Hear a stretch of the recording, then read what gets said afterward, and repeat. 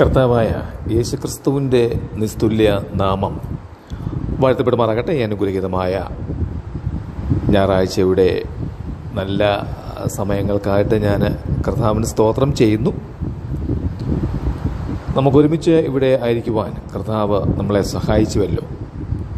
ദൈവം നമ്മളെ വളരെ അത്ഭുതകരമായിട്ടാണ് ഈ ഒരു ആഴ്ചക്കാലം പരിപാലിച്ചത് എന്ന് ഓർത്തുകൊണ്ട് ദൈവത്തിന് നന്ദി അർപ്പിച്ചുകൊണ്ട് നമുക്ക് അവൻ്റെ പാദപീഠത്തിങ്കൽ ഇരിക്കാം. ചില സമയങ്ങൾ ദൈവവചനത്തിനായിട്ട് ഞാൻ വേർതിരിക്കുവാൻ ആഗ്രഹിക്കുന്നു. അതിനോടുള്ള ബന്ധത്തിൽ ലൂക്കോസിൻ്റെ സുവിശേഷം 18-ാം അധ്യായം 9 മുതലുള്ള വേദഭാഗങ്ങളാണ് നാം ഇന്ന് പകൽക്കാലം ചിന്തിക്കുവാൻ ആഗ്രഹിക്കുന്നത്. നമുക്കറിയാം, ലൂക്കോസിൻ്റെ സുവിശേഷം 18-ാം അധ്യായത്തിൽ 2 മനുഷ്യർ ദേവാലയത്തിൽ പ്രാർത്ഥിക്കുവാനായിട്ട് പോയ ഒരു വലിയ ചരിത്രമാണ് എഴുതിയിരിക്കുന്നത്. ഏറെ പ്രസക്തമായിട്ടുള്ള ഭാഗമാണ് ഇത്. പലപ്പോഴും നാം ഇത് വായിക്കുകയും നാം ഇതേക്കുറിച്ച് കേൾക്കുകയും നാം ചിന്തിക്കുകയും ഒക്കെ ചെയ്തിട്ടുള്ള ഒരു നല്ല വിഷയം കൂടിയാണ്. എന്നാൽ ദൈവത്തിൻ്റെ പരിശുദ്ധാത്മാവ് ഈ വാക്യങ്ങളിൽ കൂടി അനേക സത്യങ്ങൾ നമ്മെ പഠിപ്പിക്കുന്നു എന്നുള്ളതിന് യാതൊരു സംശയവും വേണ്ട. ലൂക്കോസിൻ്റെ സുവിശേഷം 18-ാം അധ്യായം 9-ാമത്തെ വാക്യം നമുക്ക് പ്രാരംഭത്തിൽ വായിക്കാം. തങ്ങൾ നീതിമാന്മാർ എന്ന് ഉറച്ച് മറ്റുള്ളവരെ ധിക്കരിക്കുന്ന ചിലരെക്കുറിച്ച് അവൻ ഒരു ഉപമ പറഞ്ഞത് എന്തെന്നാൽ, നമുക്കറിയാം, മനുഷ്യൻ്റെ ഒരു സ്വാഭാവിക പ്രകൃതി എന്നത് തങ്ങളെ ഒരു നിലവാരത്തിൽ അളക്കുകയും മറ്റുള്ളവരെ വേറൊരു നിലവാരത്തിൽ വിധിക്കുകയും ചെയ്യുക എന്നുള്ളതാണ്. എന്നാൽ നമ്മുടെ വാഴ്ത്തപ്പെട്ട കർത്താവായ യേശുക്രിസ്തു ഈ ഉപമയിൽ ചൂണ്ടിക്കാണിക്കുന്ന വ്യക്തികൾ അവർക്ക് ലഭിച്ചിരിക്കുന്ന നന്മയുടെ അടിസ്ഥാനത്തിൽ തങ്ങളിലേക്ക് തന്നെ നോക്കുന്നു. അവർ ചെയ്യുന്ന എല്ലാ വലിയ കാര്യങ്ങളും അംഗീകരിക്കുന്നു.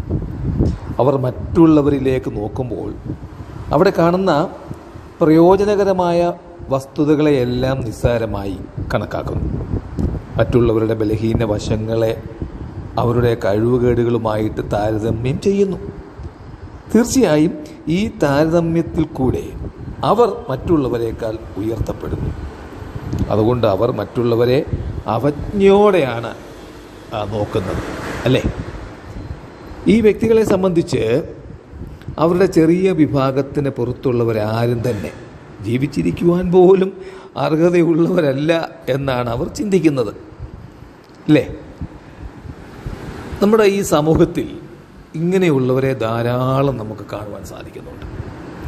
ഞാൻ ഒരു വിമർശന ബുദ്ധിയോടുകൂടി അതിനെ കാണുവാൻ ഒന്നും ആഗ്രഹിക്കുന്നില്ല. മുൻപോട്ട് നമ്മുടെ കർത്താവ് പറഞ്ഞ ആ ഉപമയിലേക്ക് നമുക്കൊന്ന് കടന്നു വരുവാൻ കഴിയും. നമുക്ക് ആ ഉപമയിലേക്ക് തിരിയാം. 10-ാമത്തെ വാക്യം നോക്കിക്കേ. ലൂക്കോസിൻ്റെ സുവിശേഷം 18-ാം അധ്യായം അതിൻ്റെ 10-ാമത്തെ വാക്യം. 2 മനുഷ്യൻ പ്രാർത്ഥിപ്പാൻ ദേവാലയത്തിൽ പോയി. ഒരുത്തൻ പരീശൻ, മറ്റവൻ ചുങ്കക്കാരൻ. നമുക്കറിയാം, പരീശന്മാർ സമൂഹത്തിൻ്റെ നെടുന്തൂണാണ്. അവർ അംഗീകരിക്കപ്പെടുകയും ബഹുമാനിക്കപ്പെടുകയും ഒക്കെ ചെയ്തിരുന്നു, അല്ലേ? ഈ പരീശൻ എന്ന പേരിൻ്റെ അർത്ഥം വേർതിരിക്കപ്പെട്ടവർ എന്നാണ്. വേർതിരിക്കപ്പെട്ടവർ. അവർ ഒന്നാമതായി വേർതിരിവ് ഉള്ളവരായിരുന്നു, വേർപെട്ടവരായിരുന്നു. അവർ ഒറ്റയ്ക്ക് മാറി ഒക്കെ നിന്നിരുന്നു. അവരാരാണെന്ന് മറ്റുള്ളവരെ ബോധ്യപ്പെടുത്തുവാൻ പ്രത്യേകം വസ്ത്രമൊക്കെ ധരിച്ചിരുന്നു. അവർ സ്വയം പ്രശംസക്കാരായിരുന്നു. മോശയുടെ പ്രമാണം അംഗീകരിക്കുക മാത്രമല്ല, തുടർന്ന് അതിനോട് കൂട്ടിച്ചേർത്ത നിരവധി കൽപ്പനകളുമൊക്കെ അവരെ ആചരിച്ച് വന്നിരുന്നു.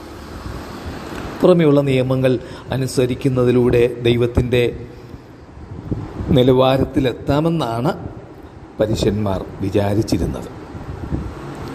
അപ്പോൾ സ്വയം പ്രശംസക്കാരെ പോലെ അവർ തങ്ങളിൽ തന്നെയും തങ്ങളുടെ ബന്ധങ്ങളിലും നീതിയിലും ഒക്കെ പ്രശംസിക്കുന്നുണ്ടായിരുന്നു.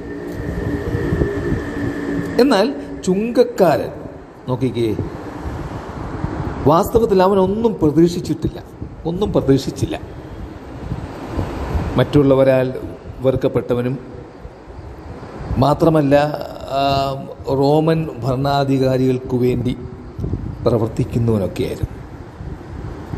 റോമക്കാർ ചുങ്കം പിരിക്കുന്നവർക്ക് കൂലി കൊടുത്തിരുന്നില്ല. മറ്റുള്ളവരിൽ നിന്ന് ചുങ്കം പിരിക്കുവാനുള്ള അതായത് പരിപൂർണ സ്വാതന്ത്ര്യം മാത്രം അവർക്ക് നൽകിയിരുന്നു. റോമൻ ഭരണാധികാരികൾക്ക് അവകാശപ്പെട്ടതിൽ കൂടുതലായി പിരിച്ചെടുക്കുന്നത് അവർക്കുള്ളതായിരുന്നു. ജനങ്ങളുടെ പണം പിരിച്ചെടുക്കുന്നതിൽ അവർ വൈദഗ്ധ്യം പ്രാപിച്ചു വരുമായിരുന്നു. ഇതൊരു ലാഭകരമായ പരിപാടിയായിരുന്നു. അതുകൊണ്ട് അവരെ ചതിയന്മാരെന്ന് കണക്കാക്കുകയും അവജ്ഞയോടെ മറ്റുള്ളവർ കാണുകയും ചെയ്തിരുന്നു. പ്രത്യേകിച്ച് പരീശന്മാർ അവരെ പാപികളായി കാണുകയും വ്യഭിചാരികളുടെയും ജാതികളുടെയും കൂട്ടത്തിൽ എണ്ണുകയും ചെയ്തിരുന്നു എന്ന് വേണം ഊഹിക്കുവാൻ. അതിൻ്റെ 11ഉം 12ഉം വാക്യങ്ങൾ നോക്കിക്കേ. ലൂക്കോസിൻ്റെ സുവിശേഷം 18-ന്റെ 11ഉം 12ഉം വായിക്കാം. പരീശൻ നിന്നുകൊണ്ട് തന്നോട് തന്നെ, ദൈവമേ, പിടിച്ചുപറിക്കാർ, നീതികെട്ടവർ, വ്യഭിചാരികൾ മുതലായ ശേഷം മനുഷ്യരെ പോലെയോ ഈ ചുങ്കക്കാരനെ പോലെയോ ഞാൻ അല്ലായികയാൽ നിന്നെ വാഴ്ത്തുന്നു. ആഴ്ചയിൽ 2 വട്ടം ഉപവസിക്കുന്നു, നേടുന്നതിലൊക്കെയും പതാരം കൊടുത്തു വരുന്നു എന്നിങ്ങനെ പ്രാർത്ഥിച്ചു. ഈ വേദഭാഗങ്ങൾ നിങ്ങൾ ഒന്നുകൂടി മനസ്സിരുത്തി വായിക്കണം എന്ന് ഞാൻ അഭ്യർത്ഥിക്കുകയാണ്. ഇവിടെ പരീശൻ തന്നോട് തന്നെ പ്രാർത്ഥിക്കുന്നു എന്ന് നമ്മുടെ കർത്താവ് പറയുന്നത് നോക്കിക്കേ. പരീശൻ ആരോട് തന്നെയാണ് പ്രാർത്ഥിക്കുന്നത്? തന്നോട് തന്നെ. അവൻ്റെ മനസ്സിൽ അവൻ യഥാർത്ഥമായും ദൈവമാണ് എന്ന് പറയുന്നതിൽ അത്ഭുതപ്പെടാനൊന്നുമില്ല. കാരണം അവൻ തന്നോട് തന്നെയല്ലേ പ്രാർത്ഥിക്കുന്നത്. അവൻ ദൈവത്തോടാണോ പ്രാർത്ഥിക്കുന്നത്? തന്നോട് തന്നെയാണ് പ്രാർത്ഥിക്കുന്നത്. അവൻ്റെ സാദൃശ്യത്തിൽ ദൈവം സൃഷ്ടിക്കപ്പെട്ടു. ദൈവം അവൻ്റെ നിലവാരത്തിലായിരിക്കുന്നു എന്ന് അവന് ബോധ്യപ്പെട്ടു. നിന്നെ വാഴ്ത്തുന്നു എന്ന് പരീശൻ പറയുന്നു. എങ്കിലും അവിടെ നന്ദി അർപ്പിക്കുന്നതായി കാണുന്നുണ്ടോ? കാണുന്നില്ല. അവൻ മറ്റുള്ളവരെ പോലെ അല്ലായികയാൽ വാഴ്ത്തുന്നു എന്ന് പറയുന്നത് തന്നെ വലിയൊരു അസത്യം തന്നെയല്ലേ? തീർച്ചയായിട്ടും അവൻ തീർത്തും മറ്റുള്ളവരെ പോലെ തന്നെയാണ്. അവൻ ദൈവത്തോട് യാതൊരു അപേക്ഷയും നടത്തുന്നില്ല. ഉണ്ടോ? അവൻ ദൈവത്തോട് എന്തെങ്കിലും ഒരു അപേക്ഷ നടത്തുന്നതായിട്ട് നാം വായിക്കുന്നുണ്ടോ? ഇവിടെ എന്തെങ്കിലും വായിച്ചോ? തൻ്റെ ആവശ്യത്തെക്കുറിച്ച് ബോധമില്ലാതിരിക്കുമ്പോൾ ദൈവത്തോട് എന്തിനാണ് എന്തെങ്കിലുമൊക്കെ ചോദിക്കുന്നത്?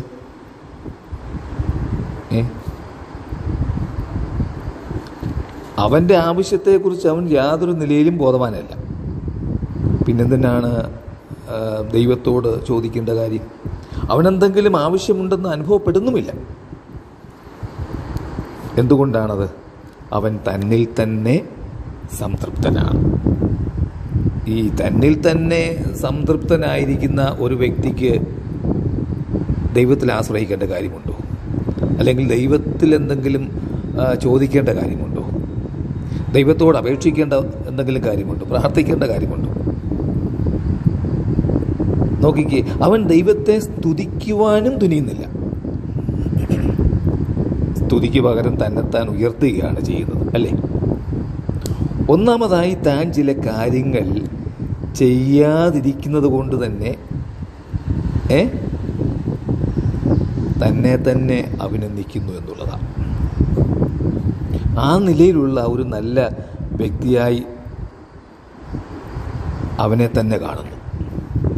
അവൻ പ്രാർത്ഥിക്കുമ്പോൾ താൻ എത്ര ശ്രേഷ്ഠനാണെന്ന് തനിക്ക് തന്നെ ബോധ്യപ്പെടുവാനായി ചുറ്റുമുള്ള ആളുകളെ ഒക്കെ അവൻ ശ്രദ്ധിക്കുന്നുണ്ട്. അവൻ്റെ ശ്രദ്ധ ചുങ്കക്കാരനിൽ പതിഞ്ഞപ്പോൾ അവൻ മറ്റുള്ള എല്ലാവരിലും നല്ലവനാണെന്ന് അവനെ തന്നെ ഓർമ്മിപ്പിക്കുന്നു, അല്ലെങ്കിൽ ഓർപ്പിക്കുന്നു.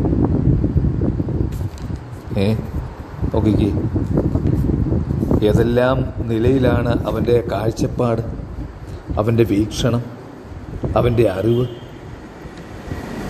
അവനെയും മറ്റുള്ളവരെയും മാനുഷിക നിലവാരത്തിലെ നീതിയാൽ അവൻ അളന്നു. അവൻ മറ്റുള്ളവരെ ഇടിച്ചു താഴ്ത്തിക്കൊണ്ട് അവനെ തന്നെ ഉയർത്തുകയാണ്. മറ്റുള്ളവരുടെ പരാജയത്തിൽ അവരെ നിസ്സാരരാക്കിക്കൊണ്ട് അവനെ നല്ലവനായി കാണുകയാണ്. പക്ഷേ ദൈവത്തിനിത് അംഗീകാരമാണോ? ഇവിടെ ഇരിക്കുന്ന പ്രിയപ്പെട്ടവരെ, ഞാൻ ചോദിക്കട്ടെ, ഈ കാര്യങ്ങളൊക്കെ ദൈവത്തിന് അംഗീകരിക്കാൻ കഴിയുന്നതാണോ? ഒരിക്കലുമല്ല. ഈ താരതമ്യം ചെയ്യുന്ന നീതി ദൈവം മുമ്പാകെയൊക്കെ നിന്ദ്യമാണ് കേട്ടോ, മറന്നു പോകരുത്.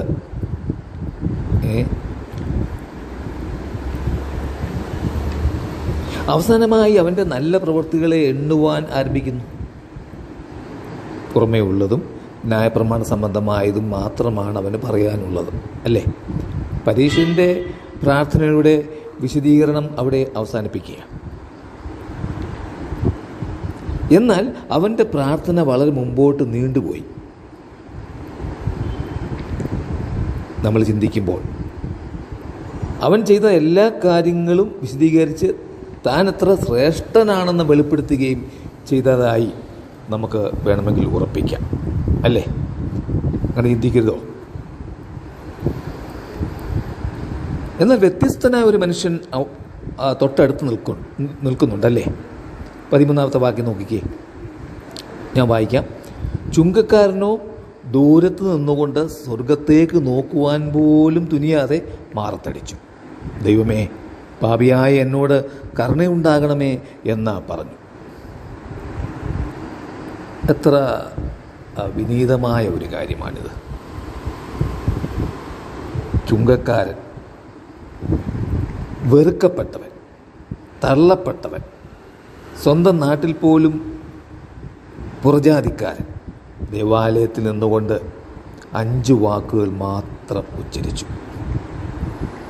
അവൻ ദൈവത്തിൽ നിന്ന്, അതുപോലെ പരീക്ഷയിൽ നിന്നും വളരെ ദൂരെ നിൽക്കണമെന്ന ചിന്ത, താനൊരു പുറജാതിക്കാരനാണെന്ന തൻ്റെ അറിവിനെയൊക്കെയാണ് സൂചിപ്പിക്കുന്നത് കേട്ടോ.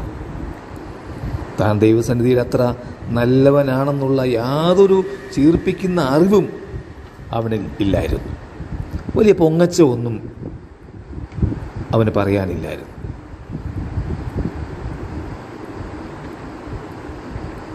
ദൈവവും താനും ഇഷ്ടത്തോഴന്മാരാണെന്നുള്ള നിലയിലാണ് പരീക്ഷന് ഏർപ്പെട്ടത്, അല്ലേ?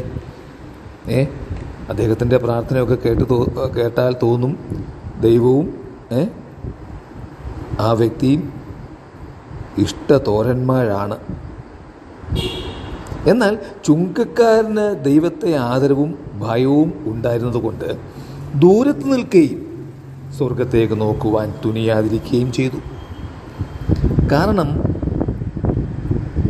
ചുങ്കക്കാരൻ അവൻ ആരാകുന്നു എന്നുള്ള ബോധ്യമുണ്ടായിരുന്നു, അറിവുണ്ടായിരുന്നു.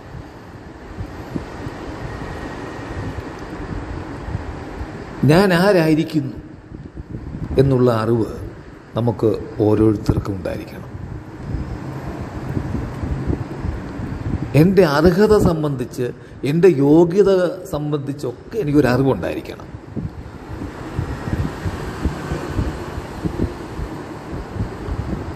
നോക്കിക്കേ, ഇവിടെ ചുങ്കക്കാരൻ എന്ത് ചെയ്തു? മാറത്തടിച്ചുകൊണ്ട് കരുണയ്ക്കായി നിലവിളിച്ചു. ഈ മനുഷ്യനെക്കുറിച്ച് പരാജയപ്പെട്ടവനും ലജ്ജിതനും ദുഃഖിതനും എന്ന് മാത്രമാണ് പറയുവാനുള്ളത്. ചുങ്കക്കാരന് പറയാനുള്ള കാര്യങ്ങളാണ് എന്ത്? ഞാൻ പരാജയപ്പെട്ടവനാണ്, ഞാൻ ലജ്ജിതനാണ്, ഞാൻ ദുഃഖിതനാണ്. തൻ്റെ ആവശ്യം എത്ര വലുതാണെന്ന് കാണുവാനും ദൈവത്തിൻ്റെ കരുണയല്ലാതെ മറ്റൊന്നിനും തന്നെ നിലനിർത്തുവാൻ കഴിയയില്ലെന്നും മനസ്സിലാക്കുവാനും അവന് കഴിഞ്ഞു. ഈ അറിവ് നമുക്ക് ആവശ്യമാകട്ടോ.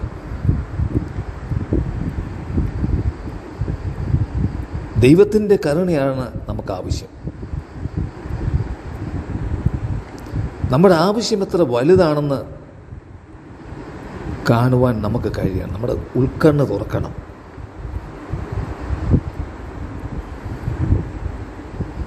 പരീശൻ തൻ്റെ നല്ല കാര്യങ്ങൾ മാത്രം എടുത്ത് കാണിക്കുവാൻ ശ്രമിച്ചപ്പോൾ ഈ മനുഷ്യൻ തൻ്റെ വീഴ്ചകൾ മാത്രം കാണിക്കുക, ദൈവത്തോട് പറയുക. മറ്റുള്ള എല്ലാവരേക്കാളും താൻ നല്ലവനാണെന്ന് പരീശൻ കാണുമ്പോൾ ചുങ്കക്കാരൻ അങ്ങനെയല്ല കണ്ടത്. താൻ മറ്റുള്ള എല്ലാവരേക്കാളും മോശമാണെന്ന് അവൻ കണ്ടു. പരീശൻ്റെ വീഴ്ചയെക്കുറിച്ച് ചിന്തിക്കുവാൻ പോലും അവന് സമയം ലഭിച്ചില്ല. എന്നാൽ തൻ്റെ പാവാവസ്ഥയെക്കുറിച്ച് താൻ അത്രമാത്രം ബോധവാനായിരുന്നു. താൻ പാപികളിൽ വലിയ പാപിയാണെന്ന് കരുതി തനിക്ക് ദൈവത്തോട് ചോദിക്കുവാനുള്ളത് കരുണ മാത്രമായിരുന്നു. നാം അർഹിക്കുന്നത് തടഞ്ഞു നിർത്തുന്നതാണ് ദൈവത്തിൻ്റെ കരുണ കേട്ടോ. നമ്മുടെ പാപങ്ങൾക്ക് വേണ്ടി യേശുക്രിസ്തുവിനെ ദൈവം ക്രൂശിൽ ന്യായം വിധിച്ചുകൊണ്ട് നമുക്ക് കരുണ ലഭിക്കുവാൻ ഇടയായിത്തീർന്നു. ദൈവത്തിൻ്റെ കൃപ നമുക്ക് അർഹതയില്ലാത്തത് നൽകുന്നു. യേശുക്രിസ്തുവിൻ്റെ നീതി, അവൻ്റെ മഹത്വത്തിൻ്റെ ധനം, അവകാശം, ശക്തി, അങ്ങനെ അനവധി കാര്യങ്ങൾ. കരുണയുടെ ആവശ്യം മനസ്സിലാക്കുന്നവർക്ക് മാത്രമാണ് കൃപ ലഭിക്കുവാൻ ഇടയായിത്തീരുന്നത്. പ്രിയപ്പെട്ടവരെ, 14-ാമത്തെ വാക്യം നമുക്ക് വായിക്കാം. ലൂക്കോസിൻ്റെ സുവിശേഷം 18-ാം അധ്യായം 14-ാമത്തെ വാക്യം. അവൻ നീതീകരിക്കപ്പെട്ടവനായി വീട്ടിലേക്ക് പോയി. മറ്റവൻ അങ്ങനെയല്ല. തന്നെത്താൻ ഉയർത്തുന്നവനെല്ലാം താഴ്ത്തപ്പെടും, തന്നെത്താൻ താഴ്ത്തുന്നവനെല്ലാം ഉയർത്തപ്പെടും എന്ന് ഞാൻ നിങ്ങളോട് പറയുന്നു. ഇവിടെ നീതീകരിക്കപ്പെട്ടവൻ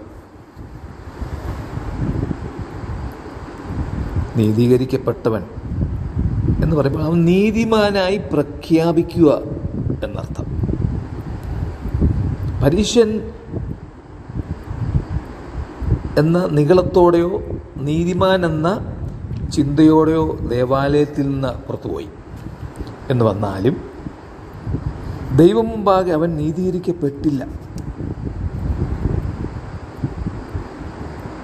ഭക്തനായ ദാവീദ് 51-ാം സങ്കീർത്തനം 17-ാമത്തെ വാക്യത്തിൽ പറയുന്നത്, ദൈവത്തിൻ്റെ ഹനനയാഗങ്ങൾ തകർന്നിരിക്കുന്ന മനസ്സ്, തകർന്നും നുറുങ്ങിയുമിരിക്കുന്ന ഹൃദയത്തെ ദൈവമേ നീ നിരസിക്കുകയില്ല.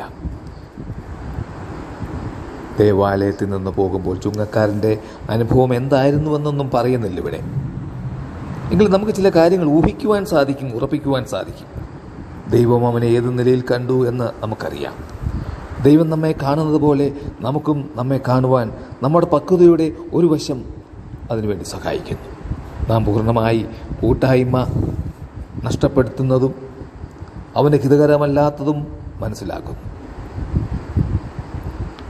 നാം എപ്പോഴാണ് സജീവമായി കൃപയിൽ നിൽക്കുന്നതും അവന് സന്തോഷമുളവാക്കുന്നതൊന്നും അറിയുവാൻ കഴിയുന്നത് പോലെ. 1 കൊരിന്ത്യർ 15-ാം അധ്യായം 10-ാമത്തെ വാക്യം ഒന്ന് വായിക്കാം. 1 കൊരിന്ത്യർ 15-ാം അധ്യായം 10-ാമത്തെ വാക്യം നോക്കിക്കേ. എങ്കിലും ഞാനാകുന്നത് കൃപയാൽ ആകുന്നു, എന്നോടുള്ള അവൻ്റെ കൃപ വ്യർത്ഥമായതുമില്ല. അവരെല്ലാവരേക്കാളും ഞാൻ അത്യന്തം അധ്വാനിച്ചിരിക്കുന്നു, എന്നാൽ ഞാനല്ല, എന്നോടുകൂടിയുള്ള ദൈവകൃപയത്രേ. നാം തിരഞ്ഞെടുക്കുന്ന വിഭവമാണ് കൃപ എന്ന് പറയുന്നത്. ഉപയോഗിച്ചാലും ഇല്ലെങ്കിലും ഓരോ വിശ്വാസിയും കൃപയുടെ മേഖലയിലാണ് നിൽക്കുന്നത്.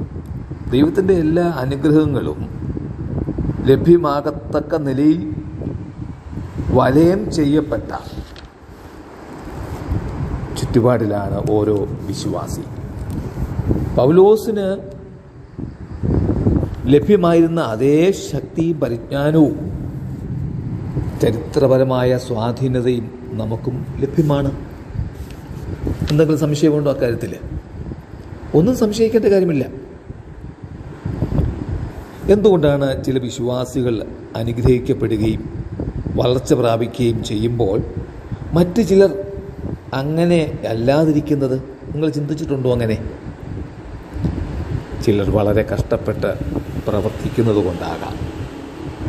ദൈവകൃപയുടെ എല്ലാ വിഭവങ്ങളും ഏറ്റെടുത്തുകൊണ്ട് പൗലോസ് അധ്വാനിക്കുകയും ഉറക്കളക്കുകയും യാതൊരു സുരക്ഷിതത്വവും ഇല്ലാതെ യാത്ര ചെയ്യുകയും തൻ്റെ ജീവിതത്തിൽ ദൈവത്തിൻ്റെ പദ്ധതി നിർവഹിക്കുവാനും ഇടയായി, അല്ലേ? ശാരീരികമായും മാനസികമായും തളർന്ന നിലയിലും താൻ അധ്വാനിച്ചു. കാരണം അങ്ങനെയുള്ള സന്ദർഭങ്ങളിലാണ് ദൈവിക ശക്തി മനസ്സിലാക്കുവാനൊക്കെ കഴിയുന്നത്. ദൈവം അതിനെ മാനിച്ചു. ഇതെല്ലാം ദൈവ കൃപയായിരുന്നു. പൗലോസിൻ്റെ ഭാഗത്ത് ഇതെല്ലാം വിശ്വാസത്താലായിരുന്നു.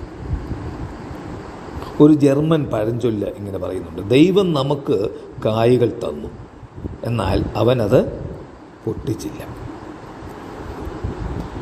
OA ബാപ്റ്റിസ്റ്റ് എന്ന് പറയുന്ന വ്യക്തി പറഞ്ഞത്: ദൈവം നമുക്ക് ധാന്യം തന്നു, എന്നാൽ നാം അത് പാകം ചെയ്യണം.